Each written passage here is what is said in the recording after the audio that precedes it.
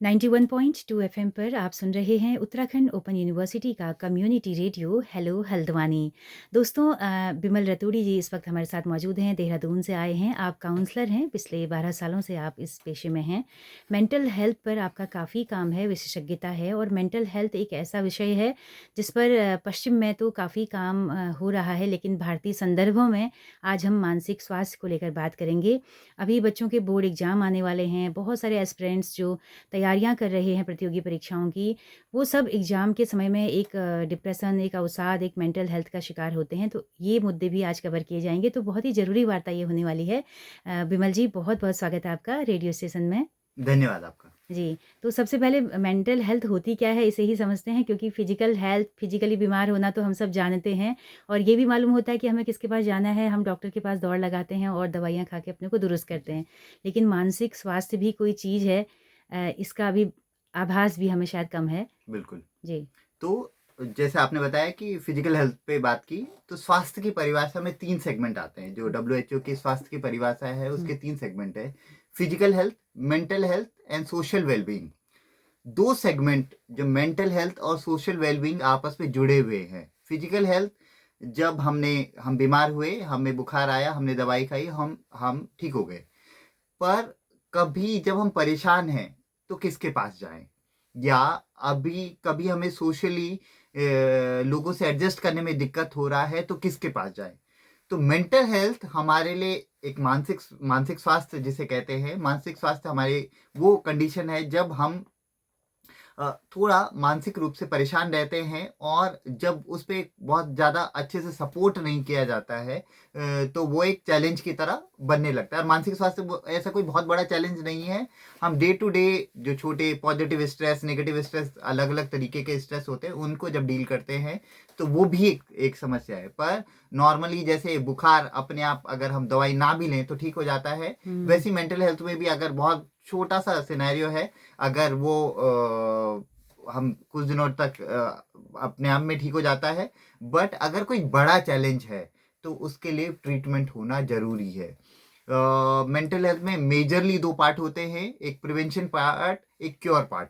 Prevention part की mental health की mental illness तक जाने के क्या-क्या पोर्शन हो सकते हैं, कि कैसे-कैसे हम मेंटल इलनेस तक जाने का प्रिवेंशन पार्ट, जैसे सिनेरियो जो हम काउंसलिंग करते हैं, बेसिक एक माँ की अपने बेटे से बात होना, यार दोस्तों में एक दूसरे से बात होना, या किसी भी तरीके की बातचीत, ये जब हम किसी टॉपिक से अपना थोड़ा अटेंशन थोड़ा हटाते हैं, जब किसी किसी एक सपोर्टिंग बातचीत होती है, तो हम ये प्रिवेंशन उसमें आता है। बट क्योर पार्ट वो है, जैसे कोई किसी भी तरीके की बीमारी है, डिप्रेशन है, एंजाइटी है, अगर ये बहुत प्रोलॉन्ग है, मतलब अगर खासकर आपको इस ये कोई सिम्टम्स 15 दिन से ज़्यादा दिख रहे हैं, तो ये एक अलार्मिंग सिचुएशन होती है, जिसके लिए आपको काउंसलर या साइकियाट्रिस्ट के पास जाना पड़ेगा, और वहीं से इसका इलाज होगा।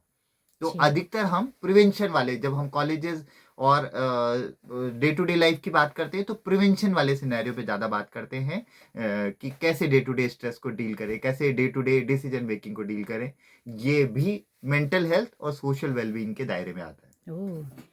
तो हम कई बार हमारे सर में दर्द होता है, या छोटी-छोटी जो टेंशन्स होती हैं, क्या हम उनको महसूस करते हैं? भारतीय संदर्भों में अगर बात करें, तो यहाँ आदमी सोच रहा है कि यार मेरा आज मानसिक स्वास्थ्य ठीक नहीं था। क्या हम ऐसा बोलते भी हैं कभी किसी से?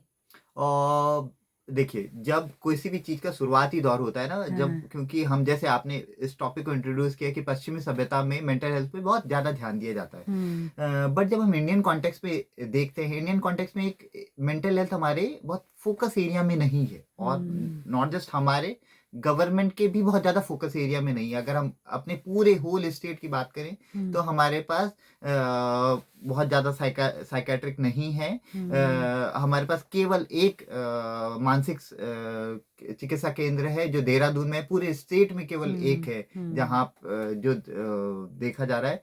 तो फोकस एरिया पे नहीं है, इतनी अवेयरनेस नहीं है। जब हम एक ऐसी कंट्री में जाते हैं जहाँ हम रहते हैं, जहाँ पे हम बुखार आने पे भी डॉक्टर को नहीं दिखाते, हम केमिस्ट से दवाई ले लेते हैं। हुँ, तो आप सोचिए कि हम क्या किसी काउंसलर के पास जाएंगे। और क्योंकि काउंसलिंग के साथ, मेंटल हेल्थ के साथ टैबू भी जुड़ा हुआ है। हुँ। कोई नहीं बताना चाहता है कि मुझे थोड़ा अनकंफर्टेबल फ़ील हो रहा है, मैं अच्छा नहीं महसूस कर रही हूँ, या कोई भी सिनेरियो लोग नहीं बताना चाहते, क्योंकि अधिकतर लोग इसे पागलपन से एसोसिएट छोड़ते कर हैं। देते हैं। तो हुँ। टैबू टॉपिक पे ज़्यादा बात नहीं होती, और जो लोग क्योंकि सोशल अवेयरनेस थोड़ा आई है, मतलब एक लेवल पे आई है, जो लोग करवा भी रहे हैं, वो शायद थेरेपी ले भी रहे हैं, बट वो पब्लिकली उसे नहीं बताते हैं। बहुत बार अब जनरेशन थोड़ा बदल गई है, तो जेनज़ीज़ बहुत बार कूल दिखने के लिए कि मैं हुँ। एंग्ज़ायटी में हूँ, मैं डिप्रेशन में हूँ, वो वर्ड बहुत कैज़ुअली यूज़ करते हैं, पर टेक्निकली वो डिप्रेशन नहीं होता है। हुँ। डिप्रेशन को डिफ़ाइन करने के बहुत सारे तरीके होते हैं, और मिनिमम 15 दिन अगर आप किसी चीज़ को फ़ील कर रहे हैं, हुँ। तब कोई भी मेंटल इलनेस बताई जा सकती है। जी। तो मानसिक स्वास्थ्य की अगर हम बात करें तो क्या छोटी-छोटी चीज़ें बढ़कर एक बड़ी समस्या का रूप ले लेती हैं? तो कैसे हम उसको दैनिक जीवन में कैसे डील करें? कहाँ-कहाँ पे मानसिक स्वास्थ्य हमारा खराब हो सकता है? ऐसी कौन-सी कंडीशंस हैं, सर्कमस्टांसेस हैं? छोटे-छोटे चीज़ों को, मतलब चाहे वो हमारे डे टू डे रिलेशंस हों, हुँ। हमारे घर के कन्वर्सेशंस हों, या हम किसी पढ़ाई में कोप अप नहीं कर पा रहे हैं, या खेल में कोप अप नहीं कर पा रहे हैं, ये छोटे-छोटे डे टू डे सिनेरियोज़ में अगर हम कोप अप नहीं कर पा रहे हैं, तो मानसिक स्वास्थ्य की समस्याएँ हो सकती हैं। बट ये समस्याएँ एक छोटे ऐसी हैं। समस्याएँ जो चीज़ें समय के साथ भी ठीक हो जाती हैं, हुँ। एक एग्ज़ाम्पल हम इस तरीके से दे सकते हैं कि अगर मेरा एग्ज़ाम है, तो मुझे पढ़ना तो पड़ेगा, तो एक स्ट्रेस होगा, पर वो हुँ। स्ट्रेस मेंटल इलनेस की तरफ नहीं गया है। नहीं उसे जाएगा। पॉजिटिव स्ट्रेस बोलेंगे, कि पॉजिटिव स्ट्रेस होने से आपको समझ में आएगा, यार मुझे पढ़ना है, हुँ। मुझे तैयारी करनी है। हुँ। तो वो एक पॉजिटिव स्ट्रेस है, वो मेंटल इलनेस नहीं है। जी, जी, जी। तो ऐसी छोटी-छोटी चीज़ों में अगर हम अपने को थोड़ा प्रिपेयर करें, फ़ोकस करें, तो हम इन चीज़ों से बच सकते हैं। और अवेयर होना, सबसे पहले अवेयर होना कि मैं थोड़ा अनकंफर्टेबल फ़ील कर रही हूँ, या कर रहा हूँ। मुझे कुछ सपोर्ट चाहिए, मुझे किसी से बात करनी है, या उसके अलावा अपने सिम्पटम्स को, अगर मैं मेंटल इलनेस की तरफ भी जा रहा हूँ, तो मुझे सिम्पटम्स को पहचानना होगा। अगर वो सिम्पटम्स मैं पहचान पा रहा हूँ, तो हमें सपोर्ट की ज़रूरत है। जी, जी, जी। क्या-क्या कारक हो सकते हैं मेंटल हेल्थ के हमारे देश में, युवाओं में? कौन-कौन से फैक्टर हैं जो हमें इस तरफ बढ़ा रहे हैं?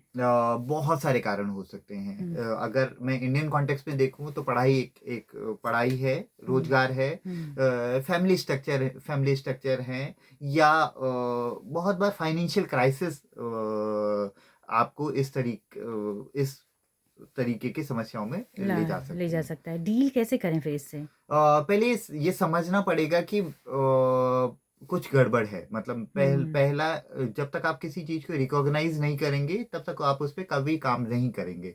तो अगर आपको मैं बेसिक कॉमन सिम्पटम्स बता सकता हूँ, कि आप अगर 15 दिन, मैं बार-बार ये कह रहा हूँ कि मिनिमम 15 दिन, आप समझिए कि 15 दिन से पहले किसी भी चीज़ को डिप्रेशन, एंग्ज़ायटी, या किसी भी मेंटल इलनेस बोल देना गलत है। आपका भूख का पैटर्न बदले, आपको भूख कम लगे, या भूख बहुत ज़्यादा लगे, हुँ। या आपको नींद ना आए, या नींद बहुत ज़्यादा बढ़ जाए, अच्छा। या विथड्रॉल सिम्पटम्स आ रहे हैं। विथड्रॉल सिम्पटम्स मीन्स कि अगर आपको लोगों के साथ रहना अच्छा नहीं लग रहा है, ओह! अकेले रहने की कोशिश कर रहे हैं, ओह! या सर में भारीपन, या बॉडी में थोड़ा स्टिफनेस लग रही है, कि मेरे नेक में पेन हो रहा है, मुझे पेन फ़ील हो रहा है, मुझे कोई किसी भी तरीके का पेन फ़ील हो रहा है, तो ये कुछ-कुछ बेसिक सिम्पटम्स हैं, जिससे आप आइडेंटिफ़ाई कर सकते हैं कि आप किसी मेंटल इलनेस की तरफ बढ़ बढ़ रहे रहे हैं। हैं। ओह! अब इस पे ट्रीटमेंट किसी भी कुछ डे टू डे चीज़ों का तो ट्रीटमेंट हो सकता है। हुँ। मतलब आप डे टू डे उसमें आप अपना थोड़ा लाइफ़स्टाइल चेंज करेंगे, तो आपको बदलाव महसूस होगा, आपको अच्छा महसूस होगा। एक बेसिक एक्सरसाइज़ करने से, पानी पीने से, आपके फूड हैबिट को ठीक करने से, बेसिक एक्सरसाइज़ करने से आपको काफ़ी रिलीफ़ मिलेगा। ओके। या उस सिचुएशन से हट जाना, जो सिचुएशन आपके लिए स्ट्रेस पैदा कर रही है, उस सिचुएशन से हट जाना, या उस सिचुएशन को और अच्छी तरीके से फाइट करना, हुँ। आपके लिए उस सिचुएशन से लड़ने का एक तरीका हो सकता है। पर अगर मेंटल इलनेस की तरफ है तो घर पे एक्सपेरिमेंट ना करें। आप साइकोलॉजिस्ट के पास जाएँ या साइकियाट्रिस्ट के पास जाएँ, प्लीज़ इसे ट्रीट कराएँ, क्योंकि ये चीज़ें वापस लौट के आती हैं। आपको बहुत लोग मुझे मिलते हैं जिसमें बोलते हैं कि मैंने इस पे खुद विजय प्राप्त कर ली है या मैंने इसे खुद ठीक कर लिया है। हुँ, ये बहुत बार एक टाइम पीरियड के लिए तो ठीक हो जाता है, पर ये वापस आता है और ये पैनिक अटैक और एंग्ज़ायटी इसके अटैक्स आते हैं, वो जो बाद में कठिनाई हो सकता है। तो कभी भी आप मेंटल इलनेस की तरफ बढ़ें, तो आप उसका प्रॉपर ट्रीटमेंट कराएँ। और बहुत सारी वो है, अगर आप बेसिक असेसमेंट भी चाहते हैं तो गवर्नमेंट की मानस टेली हुँ, मानस योजना है। योजना है, उसके तहत भी आप कॉल कर सकते हैं। वहाँ पे भी आपको काउंसलर मल्टीपल लैंग्वेजेज़ में, रीजनल लैंग्वेजेज़ में भी उसपे सपोर्ट करते हैं, हुँ, जो आपके लिए फ़ायदेमंद रहेगा। जी। विमल जी, काफ़ी अच्छी बातें आपने बता दी हैं। इसके अलावा मैं जानना चाहती हूँ कि जो काउंसलर की जो भूमिका है, उसकी कितनी ज़रूरत है अभी हमारे देश में और किस-किस सेक्टर्स में होनी चाहिए और मेंटल हेल्थ को ठीक करने में काउंसलर कितना बड़ा रोल अदा कर सकते हैं? काउंसलर का रोल है प्राइमरी असेसमेंट, ओके। आइडेंटिफाई करना। एक एग्जांपल को हम जैसे इस काउंसलर भी अलग-अलग तरीके होते हैं। स्कूल काउंसलर है, यूनिवर्सिटी काउंसलर है। हुँ, जनरली हम बहुत लेमन लैंग्वेज में काउंसलर को एडमिशन काउंसलर कह देते हैं। हुँ, बट काउंसलर का रोल एडमिशन एक बहुत वो एक छोटा है। सिनेरियो, छोटा सिनेरियो है, पर हुँ, काउंसलर का रोल उससे बड़ा है। एक स्टूडेंट जो स्कूल में आता है या कॉलेज में आता है, उसकी स्किल्स क्या हैं? हुँ, उसको किस तरीके का सपोर्ट चाहिए?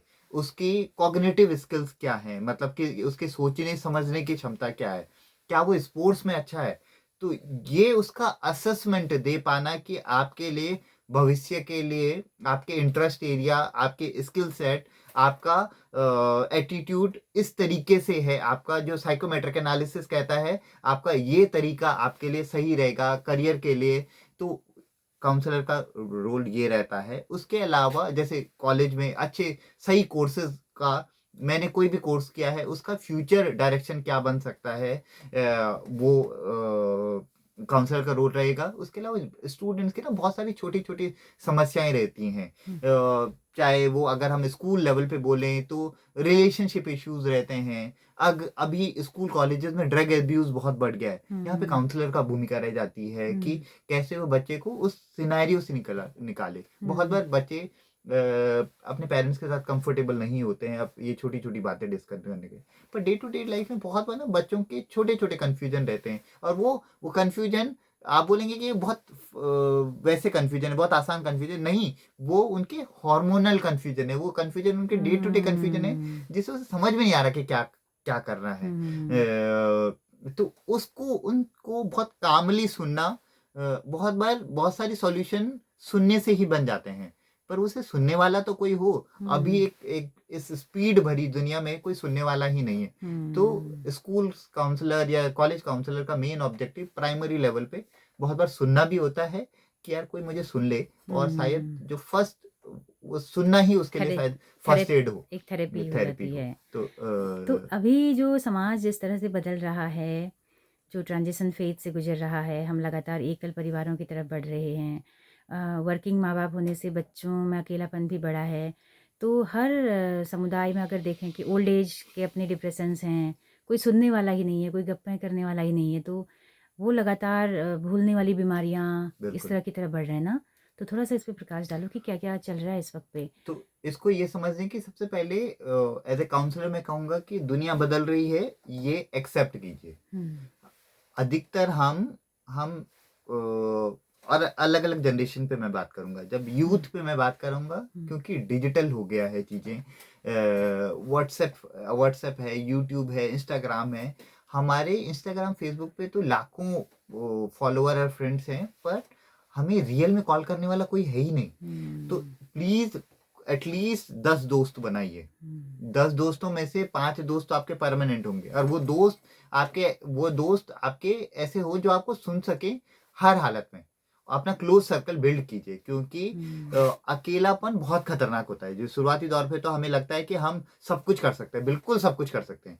बट एक टाइम के बाद जब हमें महसूस होने लगता है कि यार मुझे कोई बात करने के लिए नहीं है, मुझे कोई समझने वाला नहीं है, तो वो टाइम बहुत कठिन होता है। हुँ, और अब जैसे हमने कोविड टाइम भी सरवाइव किया है। कोविड टाइम में लोगों को दिक्कत ये नहीं थी कि हम घर पे हैं। लोगों को कभी 24 घंटा घर पे कैसे रहना ये आता ही नहीं था। तो इस उसके फिर कॉन्सिक्वेंसेस हुए, चाहे वो डोमेस्टिक वायलेंस में इंक्रीज हो या बहुत बच्चों की अपनी मेंटल हेल्थ गिरी है, वर्बल अब्यूज हो, बहुत तरीके की चीजें बढ़ी, क्योंकि पता ही नहीं था कैसा कैसा रहना है। बिल्कुल। तो आपको ये समझना पड़ेगा कि बदलती हुई दुनिया के साथ बदलना है, बिल्कुल बदलना है, बट कैसे अपने को सुरक्षित भी रखना है।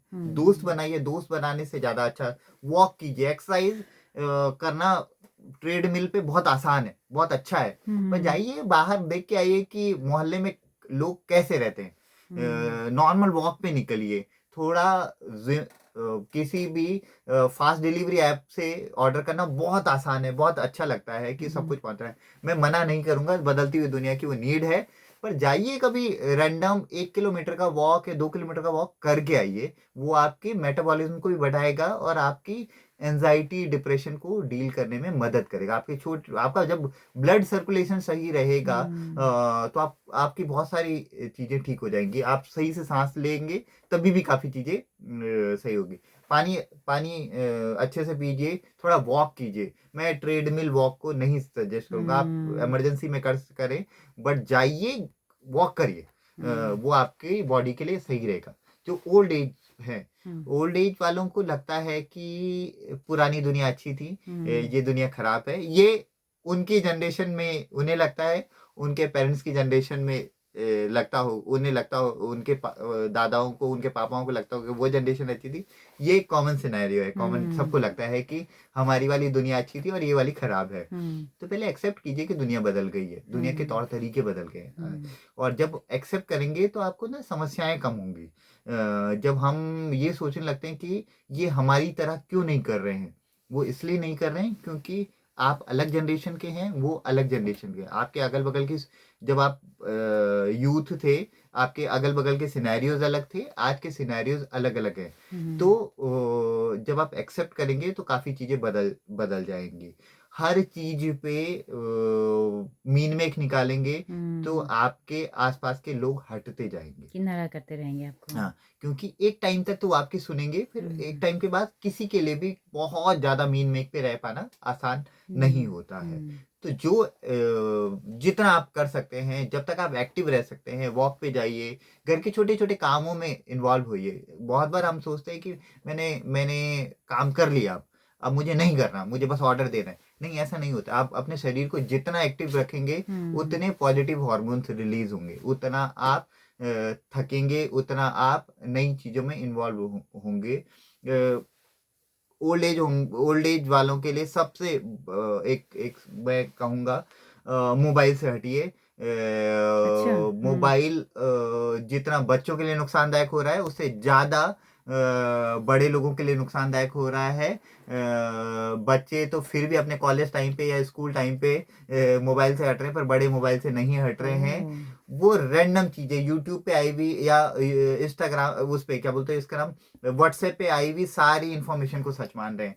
नहीं, दुनिया वैसी नहीं है, दुनिया में बहुत कुछ अच्छा हो रहा है। तो सारी नेगेटिविटी को अपने अंदर हावी मत कीजिए।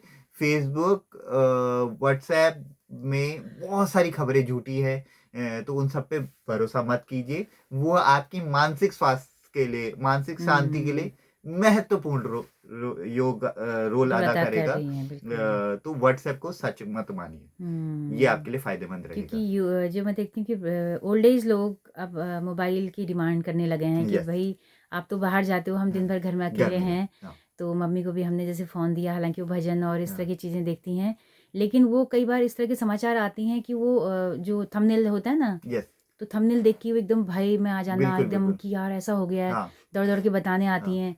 कि हमने कहा नहीं नहीं, वो फर्जी कोई साइट होगी, तो ये बोलना पड़ता है। तो बिल्कुल बिल्कुल बिल्कुल। ये वाकई आपने एक बड़े खतरे की तरफ इशारा किया कि बुजुर्ग लोगों को भी इतना ज़्यादा मोबाइल नहीं देखना इसमें चाहिए। एक एक इम्पॉर्टेंट पॉइंट बुजुर्ग लोगों के लिए ही मैं बात कर रहा हूँ, क्योंकि एआई से अभी बुजुर्ग उतने अवेयर नहीं है। हम्म तो और फोन उन्होंने इस्तेमाल करना शुरू कर दिया है। तो हम्म कभी भी आपको डिजिटल अरेस्ट, एक बहुत हुँ, साइबर फ्रॉड बहुत बड़े कॉमन है। लेवल पे चल रहे हैं। तो हुँ, कभी भी आपको डिजिटल अरेस्ट या किसी भी तरीके की चीज़ों को का कोई भी कॉल आए तो मत उठाइए। प्लीज़ अपने हुँ, उस बच्चे के पास बात ले जाइए फ़ोन, हुँ, जिसको पता है। दूसरा, सबसे इम्पोर्टेंट, आपको किसी अननोन नंबर से अपने बच्चे की आवाज़ में कोई कॉल आए, प्लीज़ उस पे रिस्पॉन्ड मत कीजिए। हुँ। आप अपने बच्चे के फ़ोन नंबर पे बात कीजिए उससे, क्योंकि एआई से वॉइस कॉपी हो रहा ओह! है। ये बहुत कॉमन हुँ, सिनेरियो है पैसे उगाही का आजकल, जिस पे लोग आपके बच्चे के साउंड को कॉपी करके बोल रहे हैं कि हुँ, मैं हॉस्पिटल में हूँ, ये हूँ। तो प्लीज़ ज्ञान का सही उपयोग कीजिए। हुँ। किसी भी इन घटनाओं पे पर एकदम यकीन रिएक्ट मत ना कीजिए। करें। तो चलते-चलते हम लोग एग्ज़ाम्स की बातें तो हो गई हैं, फिर भी बोर्ड एग्ज़ाम आने वाले हैं, किस तरह से हम मेंटल हेल्थ को दुरुस्त रखें? बोर्ड एग्ज़ाम आने वाले हैं, बोर्ड एग्ज़ाम और कॉम्पिटिटिव एग्ज़ाम आने वाले हैं, हुँ, और हुँ, बोर्ड एग्ज़ाम अब थोड़ा सिनेरियो बदल गया है। जो पुराना सिनेरियो था, अब कंपैरेटिवली हम स्टूडेंट के अच्छे मार्क्स आते हैं, जो हुँ। पुराने सिनेरियो के हिसाब से। पर ये एक अलार्मिंग सिचुएशन भी है, क्योंकि अब उन अच्छे मार्क्स वालों का एक तादाद क्राउड बढ़ गया है। बढ़ी है। सीबीएसई अभी क्या है कि फर्स्ट टू एट्थ में, क्योंकि फेल ना करने की पॉलिसी है, हुँ, उसका नुकसान ये होता है कि बच्चा कैसा भी परफॉर्म कर रहा है वो आगे बढ़ जाता है।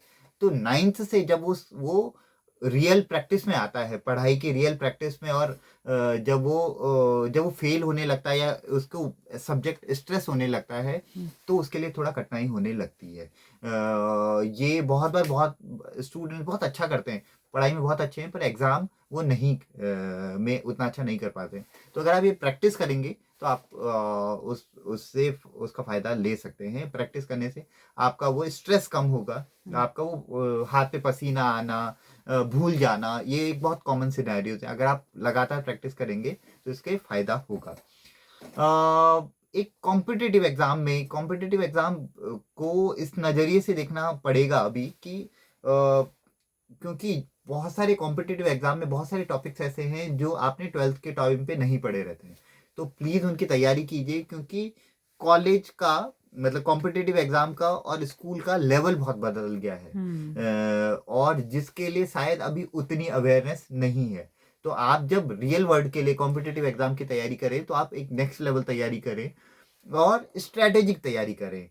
मतलब बहुत बार मैं बहुत स्टूडेंट्स को देखता हूँ कि वो तैयारी कर रहे हैं, वो सारे एग्ज़ाम की तैयारी कर रहे हैं। हुँ, ऐसा नहीं होता है। आपको हर तैयारी के लिए स्पेसिफिक स्ट्रैटेजी चाहिए होती है, और स्ट्रैटेजिक टाइमलाइन चाहिए होती है कि मैं कितना आगे बढ़ा। मेरे पास बहुत सारे स्टूडेंट्स आते हैं जो वो बोलते हैं कि ओके, मैं तैयारी कर रहा हूँ, हुँ, और मेरे पहले साल कि मुझे ब्रेक लेना है, मैं अगले साल भी तैयारी करना चाहता हूँ, ये मेरे पास बहुत सारे।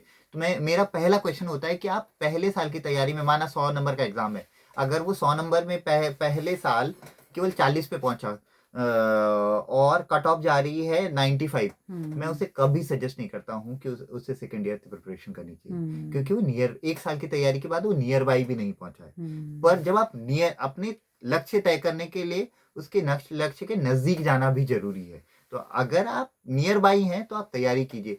और दुनिया बदल गई है, दुनिया बहुत बढ़ गई है। हुँ, तो बहुत सारी चीज़ें आ गई हैं, बहुत सारे कोर्सेज़ आ गए हैं, शॉर्ट टर्म हुँ, कोर्सेज़ आ गए हैं। हुँ। आप उस तरीके से अपने उसके नियर बाई कोर्सेज़ भी चुन के अपनी अपने अच्छी हुनर ज़िंदगी अपना सकते हैं। बिल्कुल, अपना हुनर देखिए कि बिल्कुल, आपकी क्या स्पेशलिटी है, तो बिल्कुल, उसके बिल्कुल, अकॉर्डिंग अपने चुनें करियर के ऑप्शंस और बिल्कुल। करियर के ऑप्शंस बहुत आ गए हैं, आपने बहुत आ बताया। गए हैं, बहुत आ बिल्कुल। गए हैं।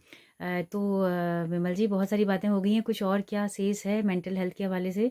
हालाँकि क्योर वाला पोर्शन पूरा थेरेपी क्या-क्या हैं, वो सब बिल्कुल, एक बड़ा बिल्कुल, सेगमेंट है, उस पे भी बाद में बात करेंगे। बिल्कुल, तो चलते-चलते हमारे हल्द्वानी के सुनने वालों को हमारे रेडियो को जो ऐप के ज़रिए देश दुनिया में सुन रहे हैं, हमारे उत्तराखंड मुक्त विश्वविद्यालय के जो शिक्षार्थी हैं, क्योंकि उनकी परीक्षाएँ भी लगातार होती हैं, बीच में गैप नहीं मिलता है पढ़ने के बीच में, तो इन सब के लिए आपका क्या मैसेज होगा?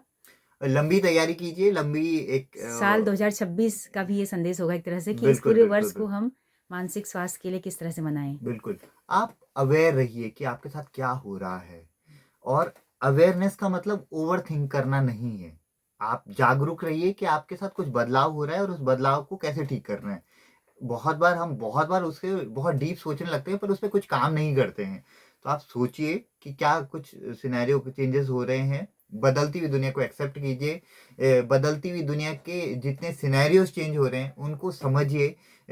आप अगर बदलती हुई दुनिया के साथ बदलेंगे और इक्विप्ड होंगे, अपनी स्किल्स को इक्विप्ड करेंगे, अपने नॉलेज को इक्विप्ड करेंगे, अपने माइंडसेट को इक्विप्ड करेंगे, तो आप बदलती हुई दुनिया के साथ एक अच्छी ज़िंदगी की तरफ बढ़ पाएँगे। और अपने मानसिक स्वास्थ्य का ध्यान रखिए। मानसिक स्वास्थ्य के कीवर्ड्स का मिसयूज़ मत कीजिए कि हर हर स्ट्रेस डिप्रेशन नहीं होता, हर स्ट्रेस हुँ, एंग्ज़ायटी नहीं होता।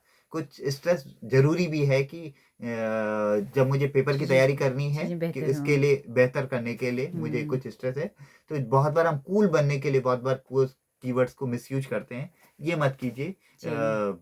और अपना ध्यान रखिए। जी, तो विमल जी बहुत शुक्रिया आपका इतना कीमती वक़्त, इतनी कीमती बातें हमारे लिसनर्स तक पहुँचाने के लिए। तो दोस्तों आप सबका भी बहुत-बहुत शुक्रिया। जैसा कि हम बताते हैं कि हमारा रेडियो एक सामुदायिक रेडियो है जिसकी पहुँच रेडियो में केवल हल्द्वानी शहर तक है। लेकिन अगर आप दूर-दराज पहाड़ों में या देश के किसी भी हिस्से में इस रेडियो को सुनना चाहते हैं, तो हमारे रेडियो ऐप के ज़रिए आप इन कार्यक्रमों को सुन सकते हैं। हेलो हल्द्वानी नाम से हमारा रेडियो ऐप है, यूट्यूब चैनल है। आपके फीडबैक का हमें इंतज़ार रहेगा। तो इसी के साथ विमल जी के साथ में अपनी रेडियो मित्र सुनीता भास्कर को दीजिए इजाज़त। नमस्कार। नमस्कार।